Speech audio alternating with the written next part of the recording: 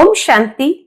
आज 21 मार्च 2025 के बाबा के अनमोल मधुर महावाक्य सुनेंगे। आज की मुरली में बाबा कहे, बच्चे तुम्हें ओम शांति का अर्थ तो बाप ने समझाया है और तुम ये भी जानते हो कि आत्मा किस तरह से इस सृष्टि नाटक में अपना पार्ट बजाती है। बाबा का भी पार्ट है सबका दुख हरकर सुख देने का, परंतु बाबा कब आते हैं ये तिथि तारीख कोई भी निकाल नहीं सकते हैं।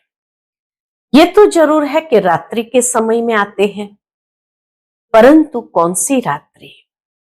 श्री कृष्ण के जन्म की तिथि तारीख आदि सब कुछ निकाल सकते हैं, परंतु बाप की नहीं निकल सकती, क्योंकि बाप का जन्म दिव्य और अलौकिक है।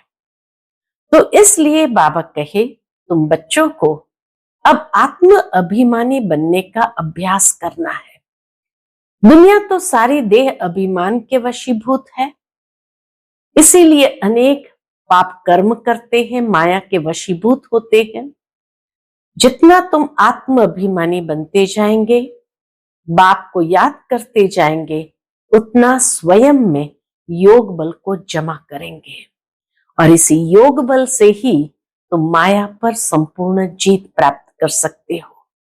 तो सुनते हैं आज के बाबा के अनमोल मधुर महावाक्य। ओम शांति।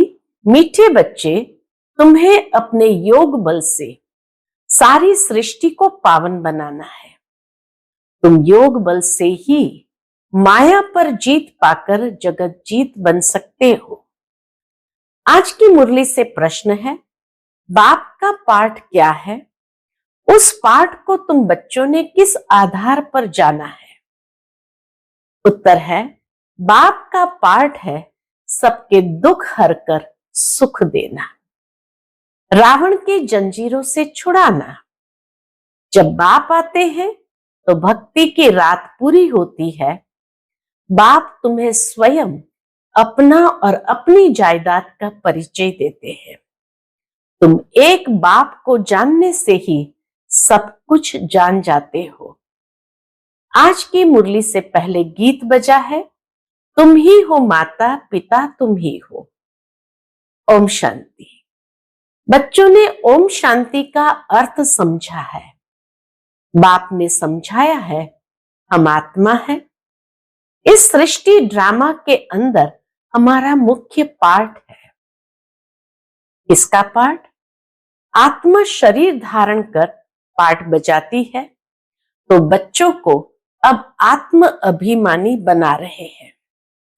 इतना समय देह अभिमानी थे, अब अपने को आत्मा समझ बाप को याद करना है। हमारा बाबा आया हुआ है ड्रामा प्लान अनुसार। बाप आते भी है रात्रि में। कब आते हैं उसकी तिथि तारीख कोई नहीं है।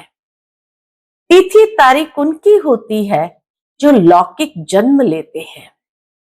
यह तो है पारलौकिक बाप, इनका लौकिक जन्म नहीं है।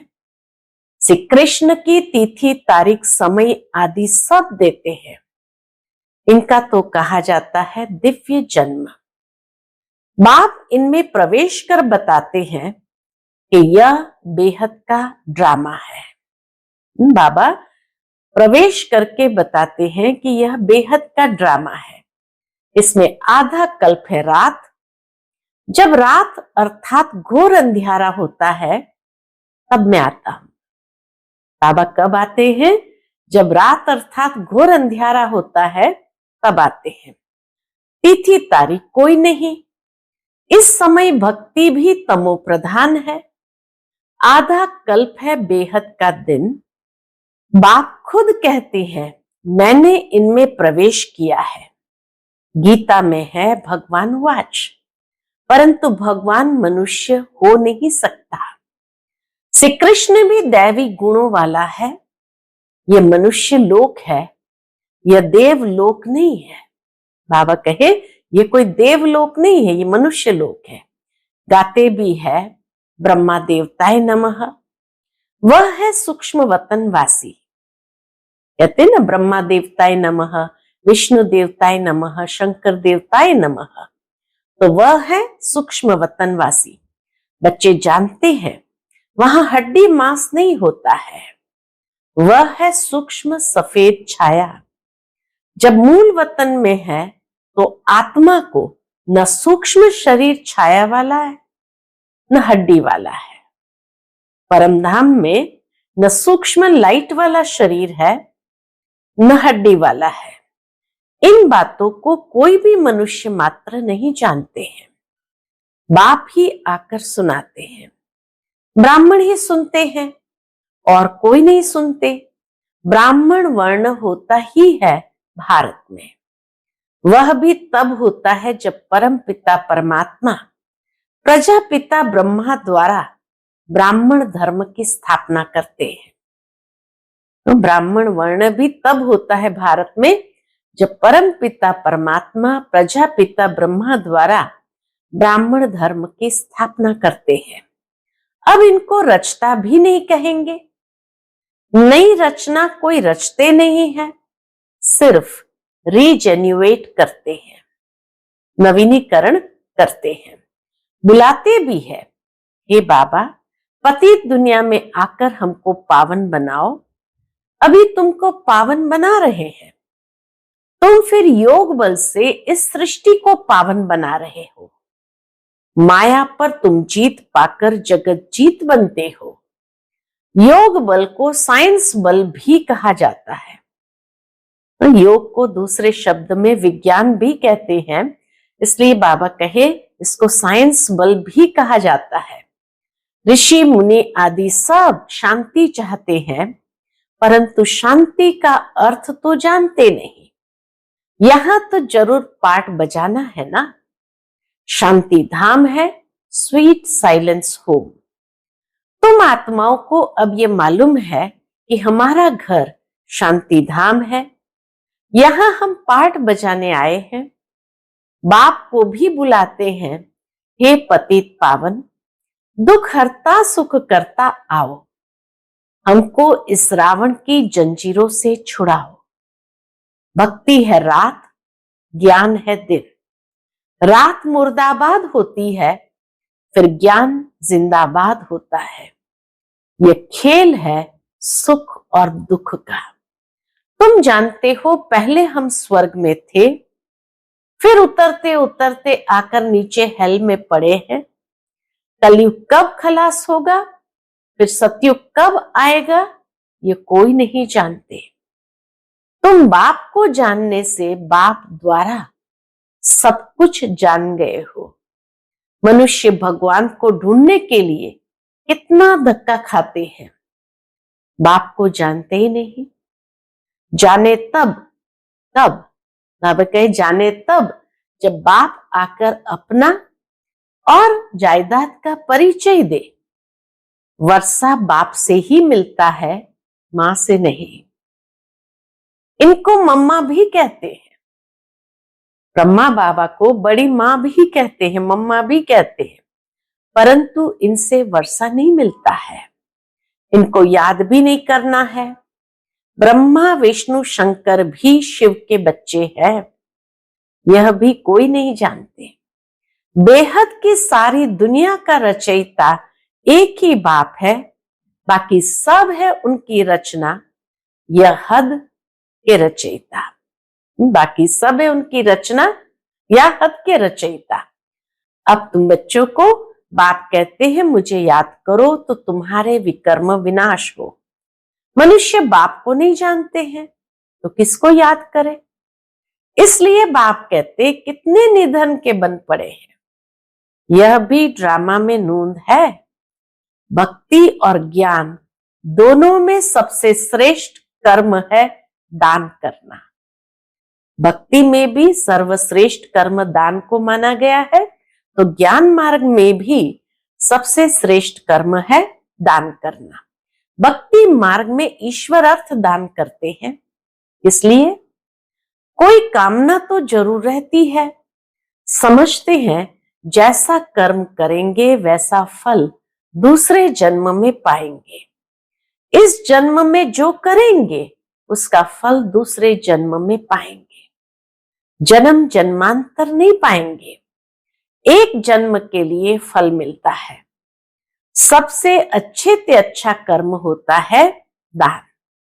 बाबा कहे सबसे अच्छे से अच्छा श्रेष्ठ कर्म माना जाता है दान। दानी को पुण्यात्मा कहा जाता है। भारत को महादानी कहा जाता है। भारत में जितना दान होता है उतना और कोई खंड में नहीं। जितना दान भारतवासी करते हैं उतना और कोई खंड में नहीं। बाप भी आकर बच्चों को दान करते हैं, बच्चे फिर बाप को दान करते हैं। कहते हैं बाबा आप आएंगे तो हम अपना तन मन धन सब आपके हवाले कर देंगे, आप बिगर हमारा कोई नहीं। बाप भी कहते हैं मेरे लिए तुम बच्चे ही हो। मुझे कहते ही है हेवनली गॉड फादर, अर्थात स्वर्ग की स्थापना करने वाला। मैं आकर तुमको स्वर्ग की बादशाही देता हूं। बच्चे मेरे अर्थ सब कुछ दे देते हैं। बाबा कहे बाबा आकर के जब स्वर्ग की बादशाही देते हैं तो बच्चे भी बाप के अर्थ सब कुछ दे देते हैं। बाबा सब कुछ आपका है। बच्चे भी क्या कहते हैं, बाबा सब कुछ आपका है। भक्ति मार्ग में भी कहते थे बाबा ये सब कुछ आपका दिया हुआ है। फिर वह चला जाता है तो दुखी हो जाते हैं। वह है भक्ति का अल्पकाल का सुख। बाप समझाते हैं भक्ति मार्ग में तुम मुझे दान पुण्य करते हो इनडायरेक्ट, उसका फल तो तुमको मिलता रहता है, उसका फल तो तुमको मिलता रहता है। अब इस समय मैं तुमको कर्म अकर्म विकर्म का राज बैठ समझाता हूं। भक्ति मार्ग में तुम जैसे कर्म करते हो उसका अल्पकाल सुख भी मेरे द्वारा तुमको मिलता है। इन बातों का दुनिया में किसको भी पता नहीं है। बाप ही आकर कर्मों की गति समझाते हैं। सतयुग में कभी कोई बुरा कर्म करते ही नहीं, सदैव सुख ही सुख है। याद भी करते हैं सुखधाम स्वर्ग को, अभी बैठे हैं नरक में, फिर भी कह देते फलाना स्वर्ग पधारा। आत्मा को स्वर्ग कितना अच्छा लगता है, आत्मा ही कहती है ना फलाना स्वर्ग पधारा, परंतु तमो प्रधान होने के कारण उनको कुछ पता नहीं पड़ता है कि स्वर्ग क्या है, नरक क्या है। बेहद का बाप कहते हैं तुम सब कितने तमो प्रधान बन गए हो। ड्रामा को तो जानते नहीं, समझते भी है कि सृष्टि चक्र फिरता है तो जरूर हूबहू फिरेगा ना। जब सृष्टि चक्र फिरता है तो जरूर हूबहू फिरेगा ना। वह सिर्फ कहने मात्र कह देते हैं। अभी यह है संगम युग। इस एक ही संगम युग का गायन है। आधा कल्प देवताओं का राज्य चलता है, फिर वह राज्य कहां चला जाता है। आधा कल्प जो देवताओं का राज्य चला, बाबा कहते फिर वो राज्य कहां चला जाता है, कौन जीत लेते हैं, यह भी किसको पता नहीं। बाप कहते रावण जीत लेता है। उन्होंने फिर देवताओं और असुरों की लड़ाई बैठ दिखाई है। अब बाप समझाते हैं 5 विकारों रूपी रावण से हारते हैं, फिर जीत भी पाते हैं रावण पर। तुम तो पूज्य थे, फिर पुजारी पतित बन जाते हो तो रावण से हारे ना। ये तुम्हारा दुश्मन होने कारण तुम सदैव जलाते आए हो। रावण को क्यों जलाते हैं, बाबा कहे ये तुम्हारा दुश्मन होने कारण तुम सदैव जलाते आए हो, परंतु तुमको पता नहीं है। अब बाप समझाते हैं रावण के कारण तुम पतित बने हो। इन विकारों को ही माया कहा जाता है। माया जीत जगत जीत, ये रावण सबसे पुराना दुश्मन है। अभी श्रीमत से तुम इन 5 विकारों पर जीत पाते हो। बाप आए हैं जीत पहनाने, ये खेल है ना। माया ते हारे हार है, माया ते जीते जीत। जीत बाप ही पहनाते हैं, इसलिए इनको सर्वशक्तिमान कहा जाता है।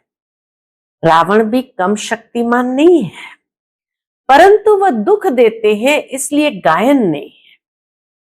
बाबा कह रावण भी बहुत शक्तिशाली है, परंतु वह दुख देते हैं, इसलिए उसका गायन नहीं है। रावण है बहुत दुस्तर, तुम्हारे राजा ही छीन लेते हैं। अभी तुम समझ गए हो हम कैसे हारते हैं, फिर कैसे जीत पाते हैं।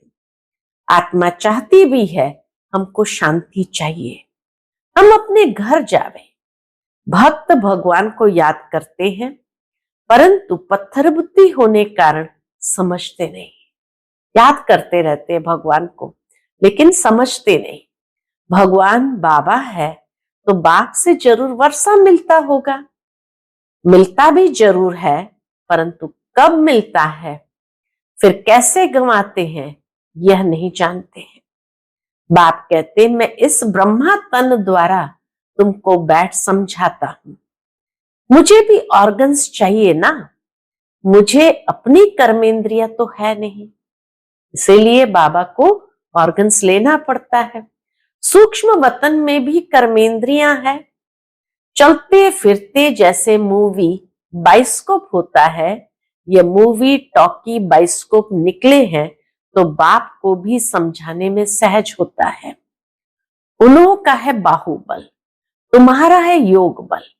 वह 2 भाई भी अगर आपस में मिल जाए, बाबा कहे यूरोपवासी यादव, ये 2 भाई भी अगर आपस में मिल जाए तो विश्व पर राज्य कर सकते हैं, परंतु अभी तो फूट पड़ी हुई है। तुम बच्चों को साइलेंस का शुद्ध घमंड रहना चाहिए। तुम मन मना भाव के आधार से साइलेंस द्वारा जगत जीत बन जाते हो। वह है साइंस घमंडी, तुम साइलेंस घमंडी अपने को आत्मा समझ बाप को याद करते हैं। साइलेंस घमंडी अर्थात साइलेंस में अंतर्मुखी होकर बैठ स्वयं को आत्मा समझ बाप को याद करते हो। याद से तुम सतो प्रधान बन जाएंगे। बहुत सहज उपाय बताते हैं। तुम जानते हो शिव बाबा आए हैं हम बच्चों को फिर से स्वर्ग का वर्षा देने। तुम्हारा जो भी कलयुगी कर्म बंधन है, बाप कहते उनको भूल जाओ। 5 विकार भी मुझे दान में दे दो। तुम जो मेरा मेरा करते आए हो, मेरा पति, मेरा फलाना, ये सब भूलते जाओ। सब देखते हुए भी उनसे ममत्व मिटा दो। ये बात बच्चों को ही समझाते हैं। जो बाप को जानते ही नहीं, वह तो इस भाषा को भी समझ न सके। बाप आकर मनुष्य से देवता बनाते हैं। देवताएं होते ही सतयुग में है, कलयुग में होते हैं मनुष्य। अभी तक उनकी निशानियां हैं, अर्थात चित्र है। मुझे कहते ही है पतित पावन। मैं तो डिग्रेड होता नहीं हूं। तुम कहते हो हम पावन थे, फिर डिग्रेड हो पतित बने हैं। अब आप आकर पावन बनाओ तो हम अपने घर में जाएं। यह है स्पिरिचुअल नॉलेज। अविनाशी ज्ञान रत्न है ना, यह है ही नई नॉलेज। अभी तुमको यह नॉलेज सिखाता हूं। रचयिता और रचना के आदि मध्य अंत का राज बताता हूं।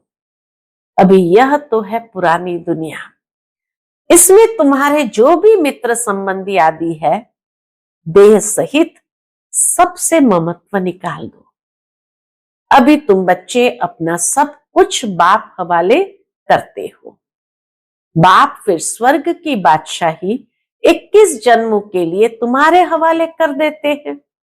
लेन देन तो होती है ना, अभी हम करते हैं, फिर सतयुग से लेकर के त्रेतायुग तक बाप करते हैं, तो लेन देन तो होती है ना।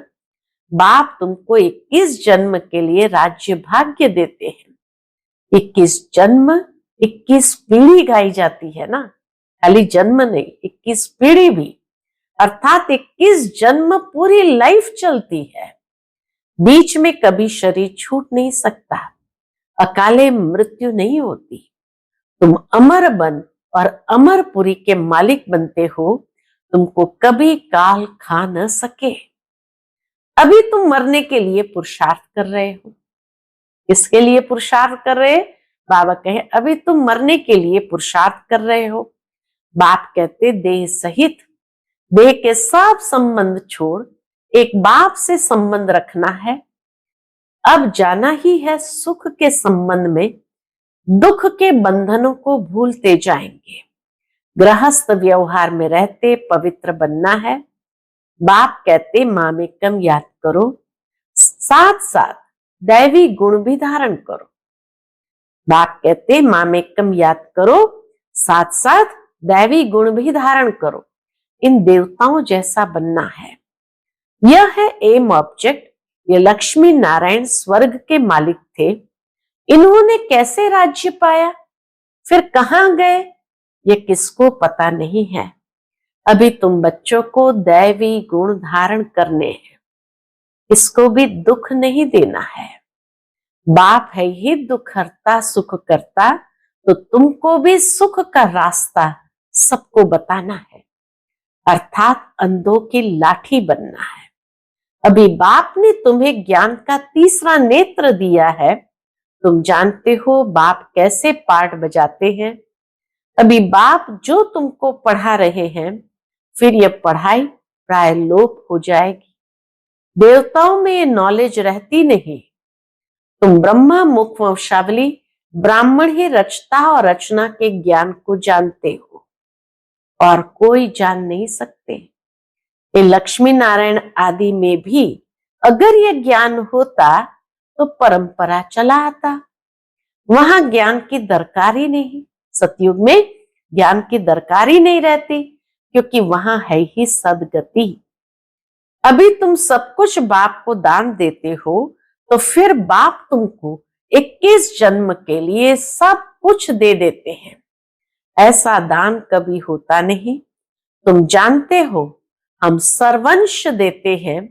बाबा ये सब कुछ आपका है, आप ही हमारे सब कुछ हो। त्वमेव माताश्च पिता त्वमेव। पाठ तो बजाते हैं ना बाबा, आकर पाठ तो बजाते हैं ना। बच्चों को एडॉप्ट भी करते हैं, फिर खुद ही पढ़ाते हैं, फिर खुद ही गुरु बन सबको ले जाते हैं। कहते हैं तुम मुझे याद करो तो पावन बन जाएंगे, फिर तुमको साथ ले जाऊंगा। यह यज्ञ रचा हुआ है। यह है शिव ज्ञान यज्ञ। इसमें तुम तन मन धन सब स्वाहा कर देते हो, खुशी से सब अर्पण हो जाते हो, बाकी आत्मा रह जाती है। बाबा बस अब हम आपकी श्रीमत पर ही चलेंगे। बाप कहते हैं गृहस्थ व्यवहार में रहते पवित्र बनना है। 60 वर्ष की आयु जब होती है तो वानप्रस्थ अवस्था में जाने की तैयारी करते हैं, परंतु वह कोई वापस जाने के लिए थोड़ी तैयारी करते हैं। अभी तुम सतगुरु का मंत्र लेते हो, कौन सा? मन मना भव। भगवान आज तुम मुझे याद करो तो तुम्हारे विकर्म विनाश होंगे। सबको कहो आप सबकी वानप्रस्थ अवस्था है। शिव बाबा को याद करो, अब जाना है अपने घर, अब जाना है अपने घर। अच्छा, मीठे मीठे सिक्के लदे बच्चों प्रति माता पिता बाप दादा का याद प्यार और गुड मॉर्निंग। रूहानी बाप की रूहानी बच्चों को नमस्ते। हम सब रूहानी बच्चों की रूहानी माता पिता बाप दादा को याद प्यार, गुड मॉर्निंग और नमस्ते नमस्ते। शुक्रिया बाबा, शुक्रिया। आज की मुरली से धारणा के लिए मुख्य सार है। पहली पॉइंट, कलयुगी सर्व कर्म बंधनों को बुद्धि से भूल 5 विकारों का दान कर आत्मा को सतो प्रधान बनाना है। एक ही साइलेंस के शुद्ध घमंड में रहना है। दूसरी पॉइंट, इस रुद्र यज्ञ में खुशी से अपना तन मन धन सब अर्पण कर सफल करना है। इस समय सब कुछ बाप हवाले कर 21 जन्मों की बादशाही बाप से ले लेनी है। आज का बाप दादा का मधुर वरदान हम बच्चों के प्रति है, रोब के अंश का भी त्याग करने वाले स्वमानधारी पुण्य आत्मा भव। रोब के अंश का भी त्याग करने वाले स्वमानधारी पुण्य आत्मा भव। स्वमानधारी बच्चे सभी को मान देने वाले दाता होते हैं। दाता अर्थात रहम दिल। उनमें कभी किसी भी आत्मा के प्रति संकल्प मात्र भी रोब नहीं रहता। यह ऐसा क्यों? ऐसा नहीं करना चाहिए, होना नहीं चाहिए, ज्ञान ये कहता है क्या? यह भी सूक्ष्म रोब का अंश है। लेकिन स्वमानधारी पुण्य आत्माएं गिरे हुए को उठाएंगी, सहयोगी बनाएंगी। वह कभी यह संकल्प भी नहीं कर सकती यह तो अपने कर्मों का फल भोग रहे हैं, करेंगे तो जरूर पाएंगे, इन्हें गिरना ही चाहिए। ऐसे संकल्प आप बच्चों के नहीं हो सकते। आज का स्लोगन है, संतुष्टता और प्रसन्नता की विशेषता ही उड़ती कला का अनुभव कराती है। संतुष्टता और प्रसन्नता की विशेषता ही उड़ती कला का अनुभव कराती है। आज का व्यक्त इशारा, सत्यता और सभ्यता रूपी कल्चर को अपनाओ। सत्यता की शक्ति की निशानी है निर्भयता। सत्यता की शक्ति की निशानी है निर्भयता। कहा जाता है सच तो बिठो नच, अर्थात सत्यता की शक्ति वाला सदा बेफिक्र निश्चिंत होने के कारण, निर्भय होने के कारण खुशी में नाचता रहेगा। यदि अपने संस्कार व संकल्प कमजोर है तो वह कमजोरी ही मन की स्थिति को हलचल में लाती है। इसलिए पहले अपनी सूक्ष्म कमजोरियों को अविनाशी रुद्र यज्ञ में स्वाहा करो। अच्छा, ओम शांति।